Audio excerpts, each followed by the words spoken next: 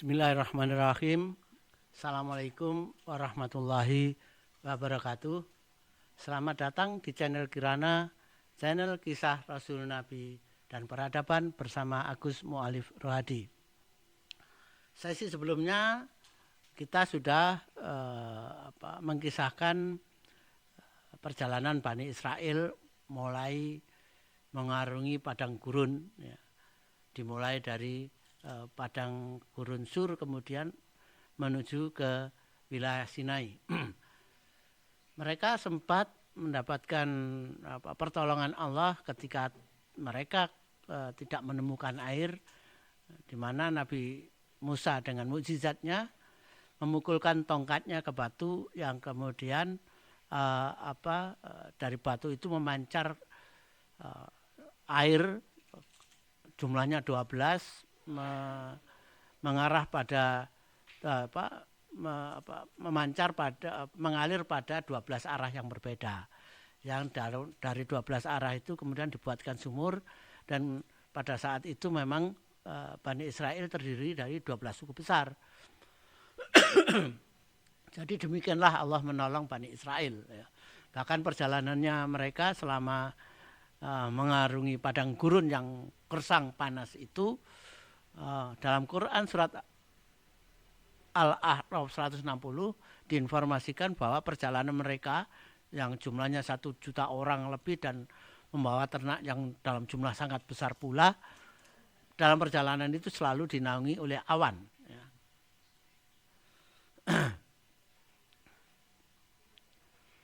Dari peristiwa itu Nabi Musa juga mengingatkan kepada kaumnya agar ketika mengalami kesulitan jangan sampai kehilangan, seperti orang kehilangan ingatan, ya, bahwa mereka telah banyak sekali mendapatkan pertolongan dari Allah, ya. Sejak di Mesir bersama Nabi Musa, ya, sampai sejauh itu mereka selalu ditolong oleh Allah. Jadi Nabi Musa mengingatkan agar kalau menemui kesulitan mereka selalu ingat kepada Allah. Itulah yang diperingatkan oleh Nabi Musa. Namun ya itulah Bani Israel, ya. Ketika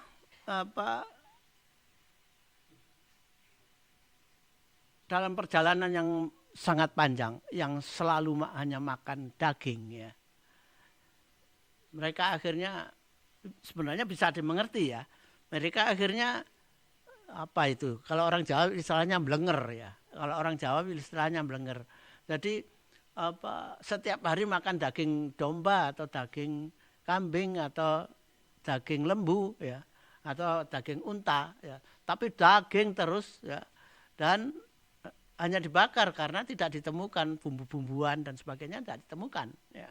Jadi selalu dibakar. Akhirnya mereka juga mungkin mual melihat daging itu, mungkin mual, ya kan.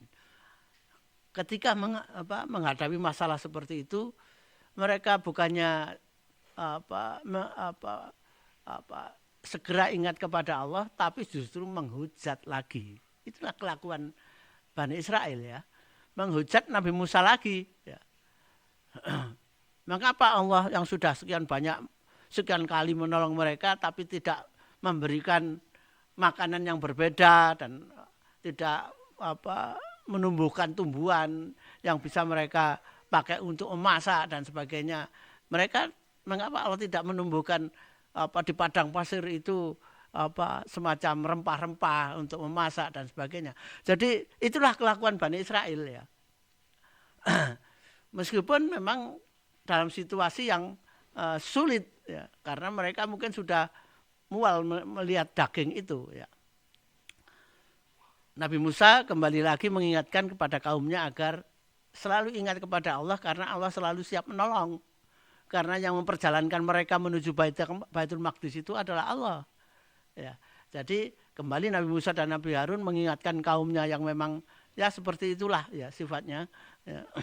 Akhirnya Nabi Musa juga berdoa kepada Allah, ya, agar Bani Israel diberikan makanan yang berbeda dari makanan yang sudah sekian lama ya mereka hanya makan daging. Sudah mungkin perjalanan 4-5 bulan ya. 4-5 bulan sejak dari Gosyen ya, sejak dari Gosyen itu sekitar 4-5 bulan. Kalau kita menghitung perjalanan dari tempat ke tempat yang berdasarkan informasi kitab Keluaran, maka kita bisa menghitung saat itu Bani Israel ketika minta makanan yang berbeda itu perjalanannya sekitar 5 bulanan. Kemudian Allah mengabulkan doanya Nabi Musa. Ya. Allah kemudian menurunkan makanan yang berbeda, ya, yang disebut dengan man dan salwa. Ya. Man yang dalam bahasa Ibraninya adalah manna, itu adalah semacam roti yang roti yang lembut berwarna putih seperti salju, jadi lembut dan menurunkan salwa. Salwa itu adalah burung puyuh. Ya. Salwa itu burung puyuh. Kalau pagi, ya, tiba-tiba berjatuhan man dari langit, ya. Dan Bani Israel bisa mengambil langsung makanan yang turun dari langit itu untuk dimakan. Nabi Musa mengingatkan kepada kaumnya agar mengambil secukupnya untuk makan pagi dan makan siang. Ya. Tapi apa yang terjadi? Bani Israel ini takut. Ya. Sebagian ini takut nanti tidak dapat roti lagi. Dia maka mengambil roti lebih dari yang harusnya lebih dari yang cukup untuk mereka makan pagi dan siang. Karena apa? Allah menjanjikan bahwa setiap pagi roti itu man itu akan diturunkan oleh Allah. Tapi ya gitulah Bani Israel tidak percaya. Ya. Tidak percaya. Kemudian ngambil roti lebih banyak dari kebutuhan untuk dimakan. Akibatnya apa? Paginya menjadi busuk. Rotinya menjadi busuk. Meskipun pada pagi berikutnya ada roti lagi. Diingatkan lagi oleh Nabi Musa bahwa jangan mengambil lebih dari yang untuk kebutuhan makan pagi dan makan siang. Itulah kelakuan Bani Israel. Sedang salwa, para burung puyuh, itu adalah tiba-tiba pada waktu sore hari, burung puyuh ini memenuhi seluruh area perkemahan, area perjalanan Bani Israel, ya. Yang karena itu kemudian salwa itu menjadi menu makan malam Bani Israel. Ya. Jadi setiap pagi dan siang mendapatkan man, malam mendapatkan makanan dari burung salwa yang bisa burung puyuh atau salwa yang mereka bisa masak. Jadi ini menjadi makanan kedua dan ketiga setelah makanan dari ternak, ya. Jadi sekaligus man dan salwa ini juga membantu untuk menahan penyusutan jumlah hewan ternak mereka. Karena hewan ternak mereka semakin lama juga semakin menipis, ya. Perkembangbiakannya tidak secepat jumlah ternak yang disembelih, ya. Sehingga semakin lama ternaknya juga semakin menipis. Dan man salwa sangat menolong ketika jumlah ternaknya itu yang semakin menipis. Itulah pertolongan Allah kepada Bani Israel lagi, ya. Yaitu dengan diturunkannya man dan salwa. Hal ini pada kitab Keluaran pasal 16 ayat 12-30 diceritakan bahwa kalau pagi turun roti dan untuk makan pagi dan makan siang, kalau malam hari itu burung puyuh. Kisah dalam Al-Qur'an ini juga dikisahkan dalam kitab Keluaran pasal 16 ayat 12-30 sampai 30.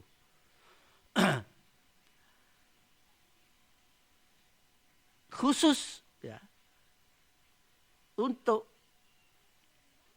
hari Sabtu, hari Sabat, Allah tidak menurunkan man dan salwa.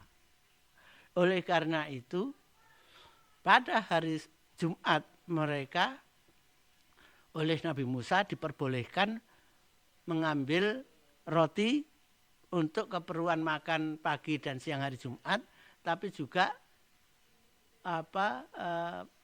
boleh diperbolehkan ambil roti untuk makan pagi dan siang hari Sabtu, tetapi harus dibakar. Nah, ini adalah ilmu baru, mengawetkan roti, ya, ilmu baru bagi Bani Israel, mengawetkan roti dengan cara dibakar. Ya. Informasi dalam kitab Keluaran ini sekaligus menunjukkan bahwa memang untuk hari Sabtu pada saat itu belum turun ayatnya, ya. Tentang hari Sabat itu belum ada turun ayatnya, tapi pada perjalanan Bani Israel mengarungi Gurun Sinai ini dikisahkan bahwa pada hari Sabtu mereka mereka istirahat, ya, mereka istirahat dari tidak berjalan, menyediakan makanan untuk hari Sabtu, menyediakan makanan dari hari Jumat untuk hari Sabtu. Mereka tidak, jadi pada hari Sabtu selalu istirahat dari perjalanan, ya. Ini adalah ilustrasi gambar, ya. Kalau sore banyak burung yang mengerubungi kemah-kemah, ya. Kalau pagi dan siang turun ya, roti, mereka tinggal mengambil saja, ya.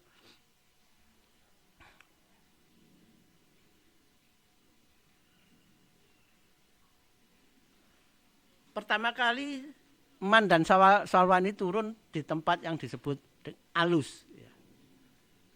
Ya.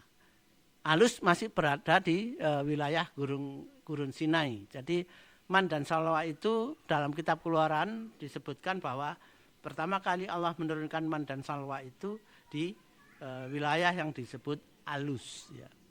Mereka sempat istirahat di sana tidak lama, ya. Tidak lama karena mungkin tidak cukup gerumbul pohon untuk ternak mereka, ya, sehingga di tempat itu mereka tidak lama. Masih di wilayah Alus, mereka juga kemudian tiba-tiba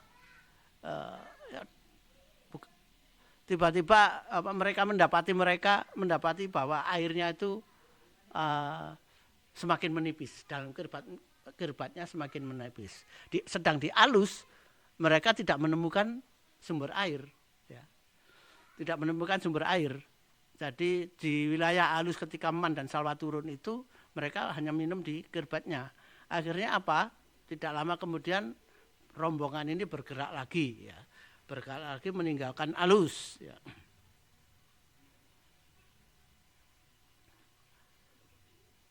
Kitab Keluaran pasal 17 ayat 2 sampai 7, ya. Ketika sampai di Refidim, ya, mereka betul-betul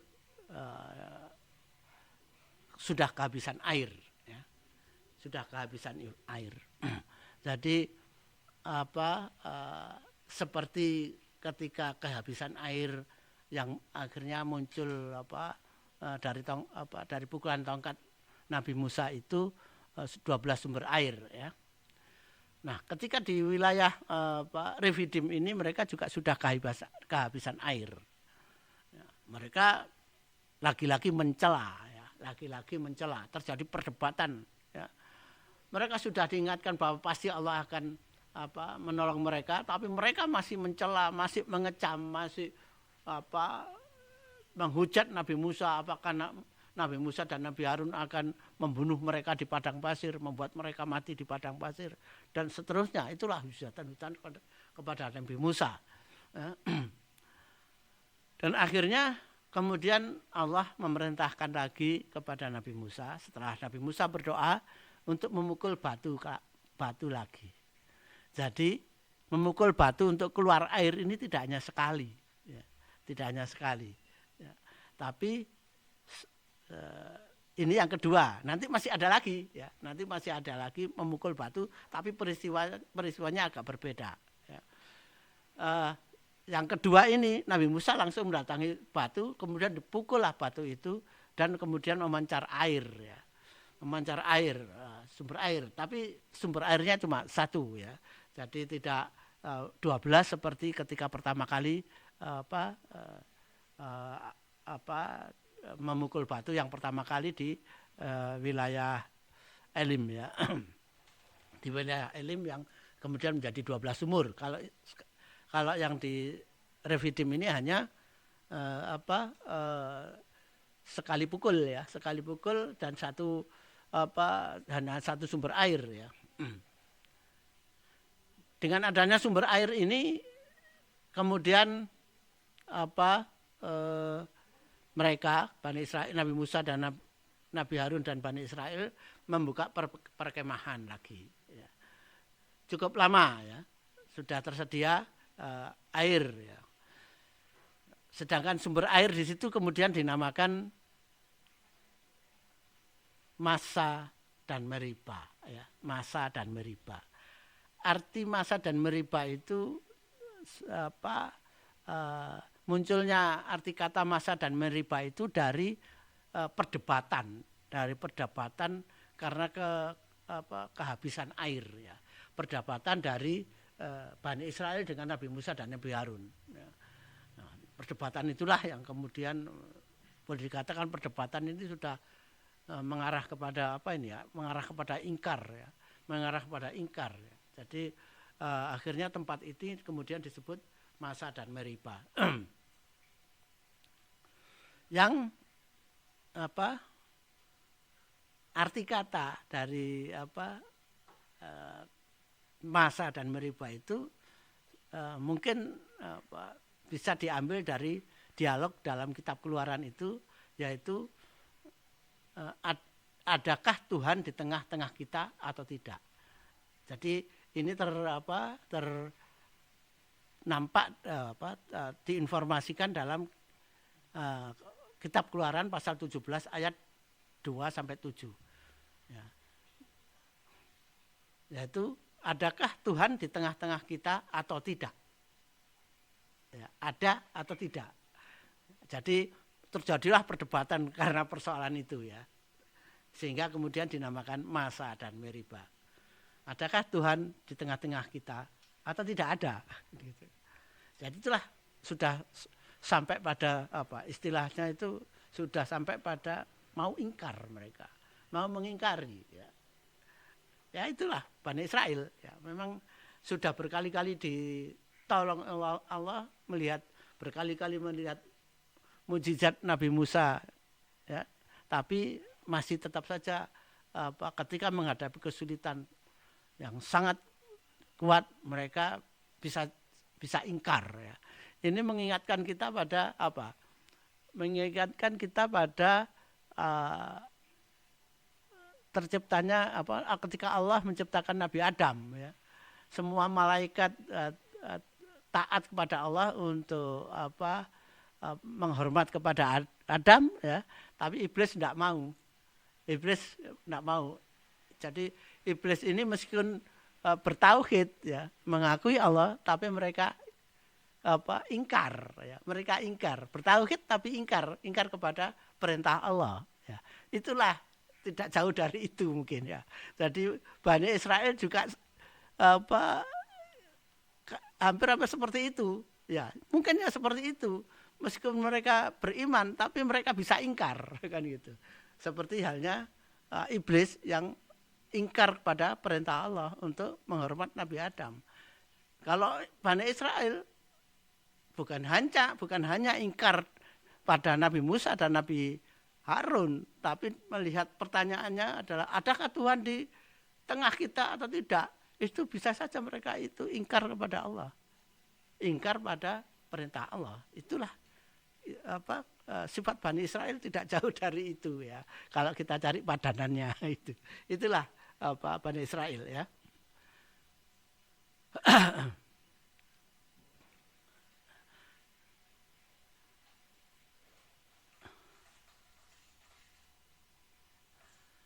Mereka akhirnya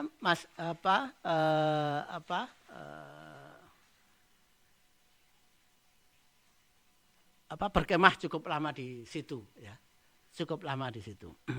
Jadi letaknya ini kalau Refidim ini tidak jauh dari pertemuan antara Laut Merah dengan Laut Aqobah yang kita sebut dengan Teluk Aqobah. Tidak jauh dari situ ya.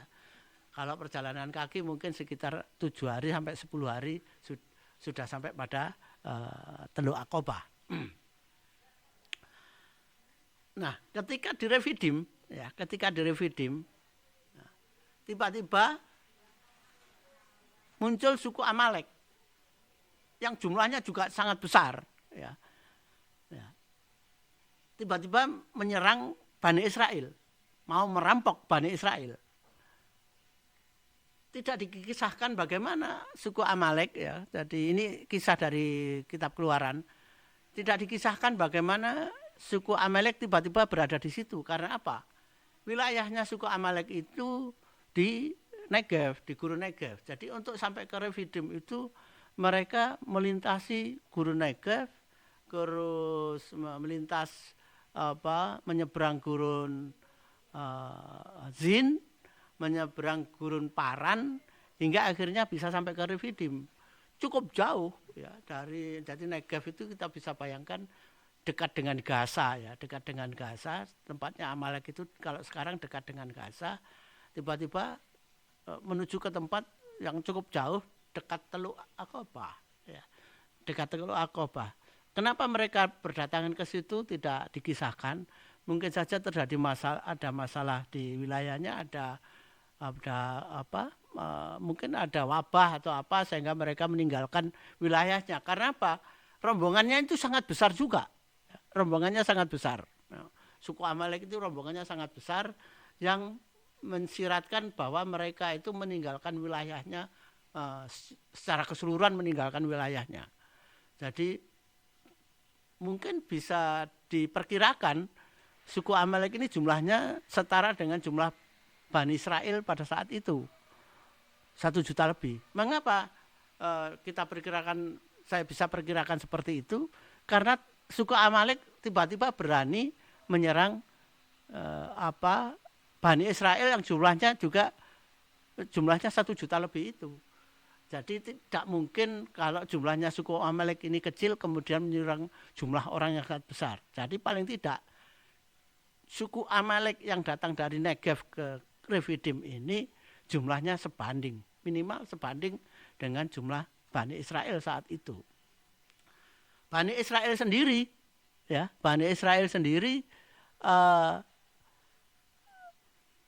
tidak pernah perang, tiba-tiba mereka harus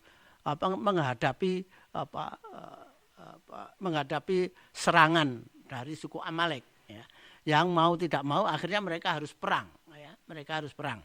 Sebelumnya mereka tidak pernah perang, sekarang ini adalah menjadi perang yang pertama ya. Perang yang pertama Bani Israel yaitu melawan suku Amalek ya.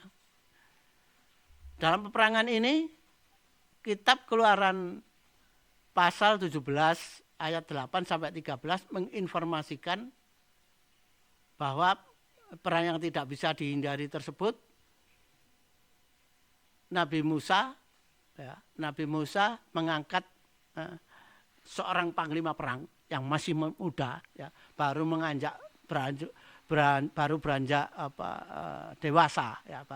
dewasa, meninggalkan umur remaja pada saat itu dalam kitab Taurat, dalam kitab Keluaran adalah batasnya umur 20 tahun. Jadi ya bisa diperkirakan umur panglima yang ditunjuk oleh Nabi Musa ini adalah umurnya baru lepas dari 20 tahun. Orang ini adalah Yosua ya, atau Yusa bin Nun ya. Yosua atau Yusa bin Nun. Yosua diangkat menjadi panglima perang Bani Israel. Kemudian setelah diangkat jadi panglima perang, kemudian Yosua mengumpulkan seluruh suku-suku yang 12 suku, mengumpulkan semua orang yang berumur di atas 20 tahun sampai siapa saja yang di atas umur 20 tahun yang bisa mengangkat pedang. Jadi tidak pandang umur, pokoknya di atas 20 tahun yang bisa mengangkat pedang diwajibkan ikut perang. Ya. Jadi inilah pengalaman pertama perang yang dipimpin oleh Yosua. Sedangkan Nabi Musa dan Nabi Harun sendiri kemudian dengan diikuti oleh orang tertua dari orang tertua dari 12 suku ini, yaitu tetua paling tua dari 12 suku ini yang bernama Hur. Namanya adalah Hur, itu naik ke bukit memanjatkan doa kepada Allah agar Allah menolong Bani Israel yang terpaksa berperang yang sebelumnya tidak pernah perang, ya, tidak pernah perang. Jadi terjadi perang. Ya. Perang ini berjalan cukup lama, seharian. Ya. Ini adalah gambar ilustrasi peperangan, ya, peperangan antara suku Amalek dengan Bani Israel. Sedangkan yang sebelah kanan itu adalah di atas bukit Nabi Musa, Nabi Harun dan Hur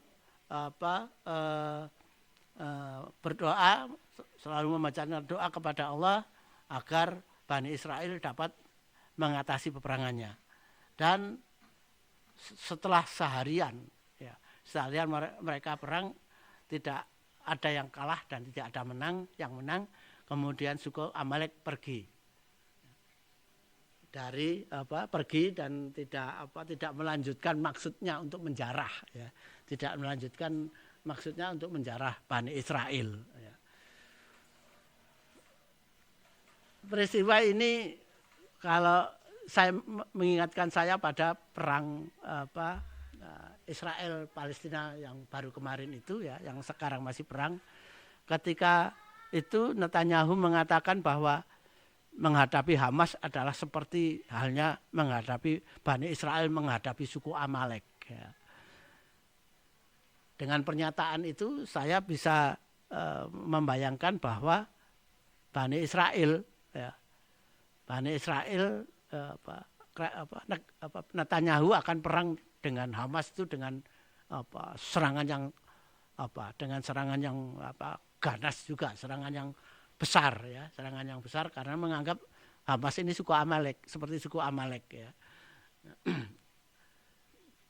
Jadi pernyataan Netanyahu itu adalah mengutip dari peristiwa perang antara Bani Israel dengan suku Amalek pada masa Nabi Musa itu ketika masih di Gurun Sinai.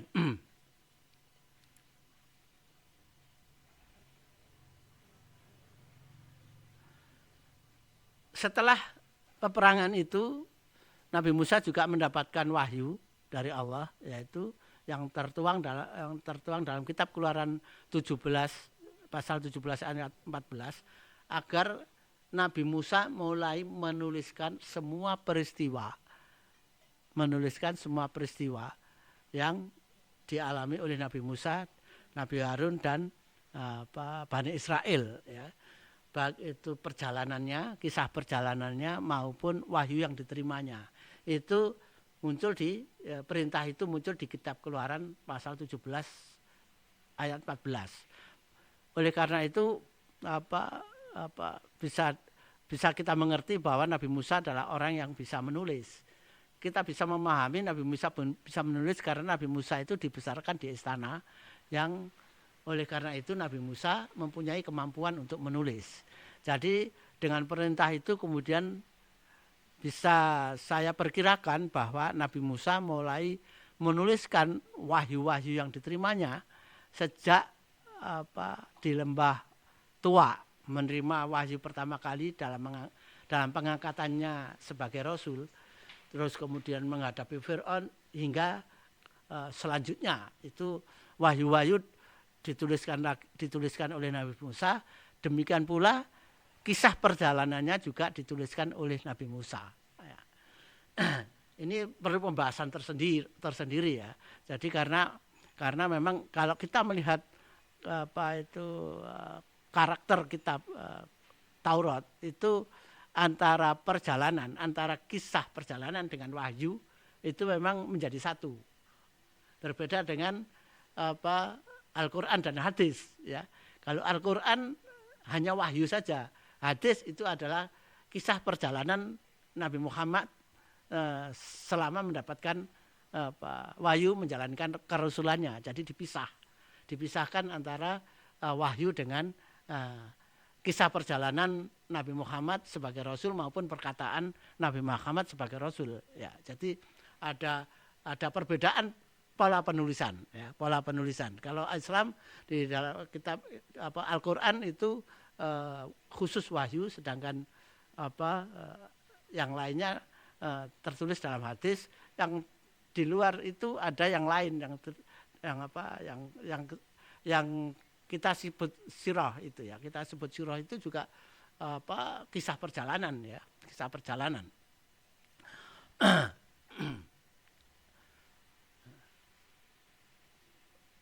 Itulah ya, Nabi Musa mulai menuliskan wahyu dan kisah perjalanannya yang dikumpulkan disatukan dalam suatu kitab. Jadi ada wahyu begini, kisah perjalanannya begini, atau kisah perjalanannya begini, wahyunya begini. Ya, ini menjadi satu. Yang itu membedakan Taurat dengan Al-Quran dan hadis. Ya.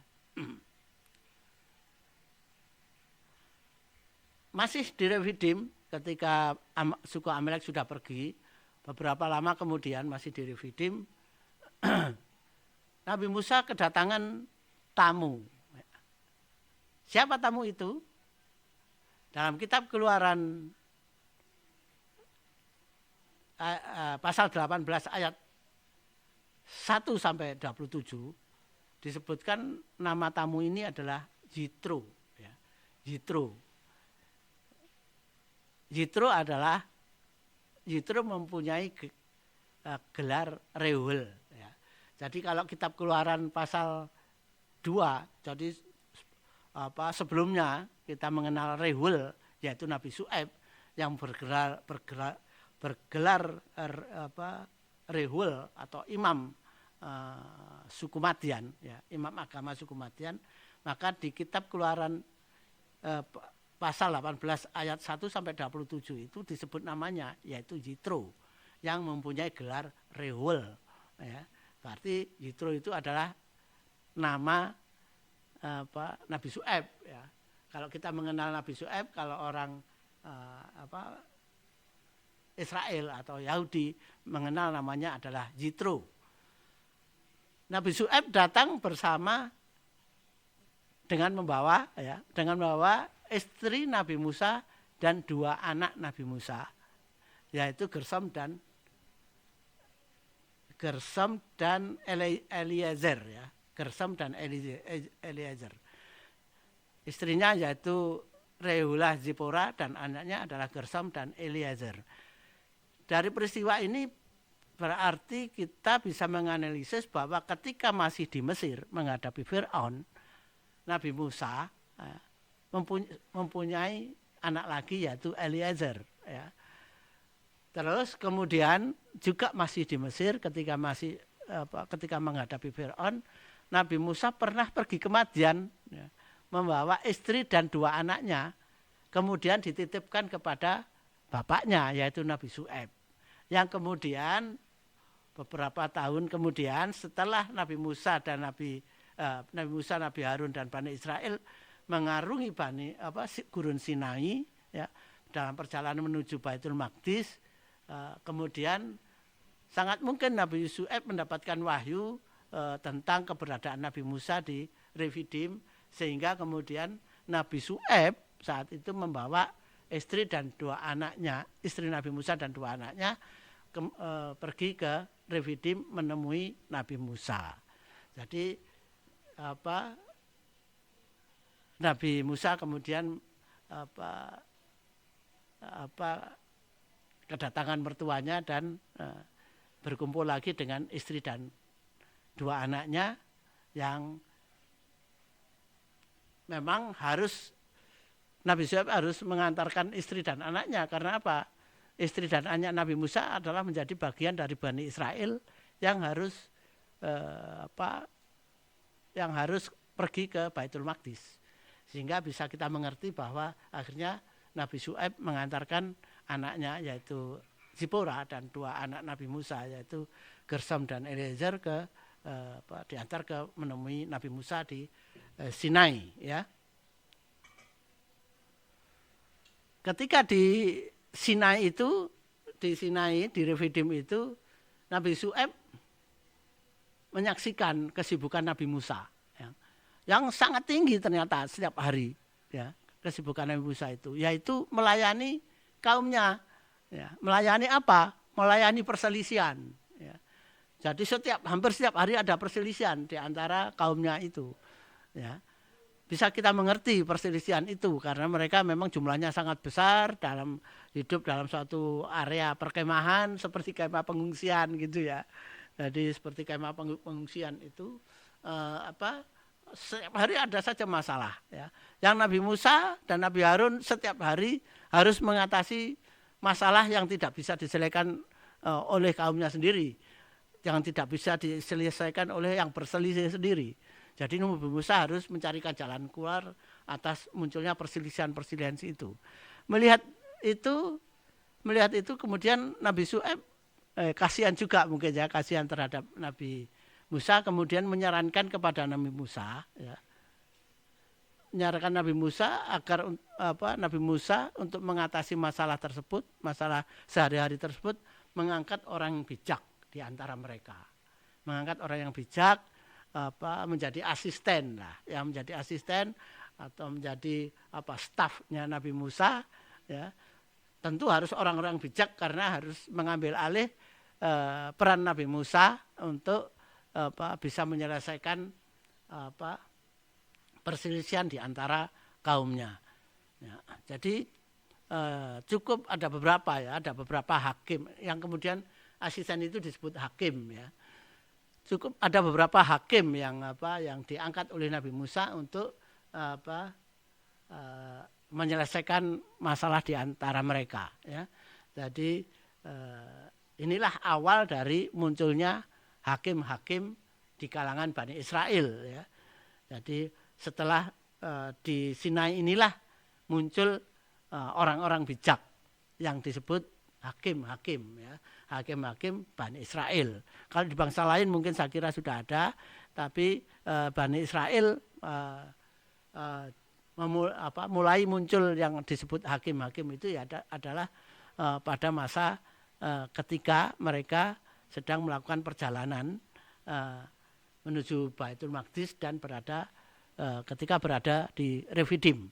Maka diangkatlah hakim-hakim itu yang membantu Nabi Musa menyelesaikan perselisihan di antara kaum mereka, ya. Nantinya hakim-hakim ini mempunyai peranan yang penting ketika setelah ditinggalkan oleh Nabi Musa dan juga setelah ditinggal oleh Yosua. Hakim-hakim ini mempunyai peranan penting ketika, ya, Bani Israel tidak punya rasul, ya, setelah masa Nabi Musa, ya. Jadi tidak ada lagi orang yang punya otoritas tertinggi, ya, untuk menyelesaikan masalah di antara mereka, dan hakim-hakim inilah yang kemudian mempunyai otoritas tertinggi untuk menyelesaikan persoalan-persoalan di antara mereka. Bahkan dari hakim-hakim ini nantinya akan muncul nabi juga. Selain sebagai hakim, dia juga seorang nabi. Ya. Ada beberapa yang nanti kita sampai ke sana, ya. Nanti sampai ke sana. Misalnya saja yang paling terkenal pasti kita kenal semua adalah Samson, ya. Samson atau Samun, kalau bahasa Arabnya Samun. Itu adalah hakim, ya. Hakim Bani Israel, ya. Tapi juga nabi Bani Israel, ya. Tapi tidak semua hakim itu menjadi nabi, hanya beberapa hakim aja yang menjadi nabi. Pada setelah masa Yosua, hakim-hakim ini juga sekaligus berfungsi sebagai penasihat perang, ya. Penasihat perang yang tugasnya membawa Taurat, ya, dalam tandu, ya, dalam tandu. Ya. Jadi ditandu, jadi di tabutnya. Jadi dia juga harus membawa tabut untuk menyemangati ketika Bani Israel melakukan peperangan. Itulah hakim-hakim. Jadi ada banyak hakim yang nanti kita bisa uraikan pada saat setelah masa Nabi Musa dan Yosua.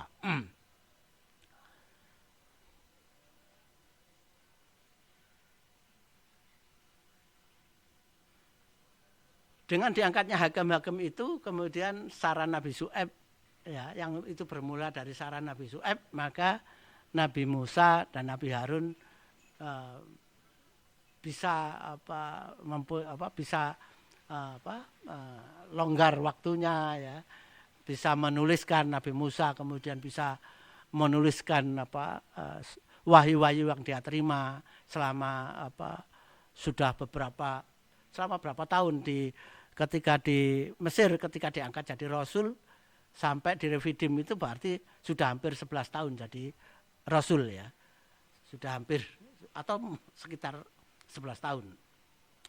Di Mesir 10 tahun perjalanan Bani Israel dari ketika setelah menyeberang dari laut sampai ke Refidim, sampai diangkatnya hakim-hakim itu mungkin sekitar 1 tahun, ya. Kalau kita hitung dari waktu yang tercantum di Kitab Keluaran itu sekitar 1 tahun. Jadi perjalanan sampai di Refidim itu sudah setahun, ya, sudah setahun. Jadi Nabi Musa kemudian mempunyai banyak waktu untuk menuliskan wahyu dan kisah perjalanannya yang nantinya akan menjadi bagian penting dari kitab yang kita sebut sebagai Kitab Keluaran, atau secara keseluruhan dalam Kitab Taurat, ya. Dalam Kitab Taurat itu ada 5 kitab. Kitab Kejadian itu adalah masa Nabi Ibrahim sampai Nabi Yusuf. Kalau itu kitab pertama. 4 kitab lainnya yaitu Kitab Keluaran, Kitab Imamat, Kitab Bilangan, dan Kitab Ulangan. Jadi dari 4 kitab inilah aslinya adalah ditulis oleh Nabi Musa karena perintah dari Allah untuk menuliskan wahyu dan perjalanannya dalam memimpin Bani Israel untuk menuju Baitul Maqdis.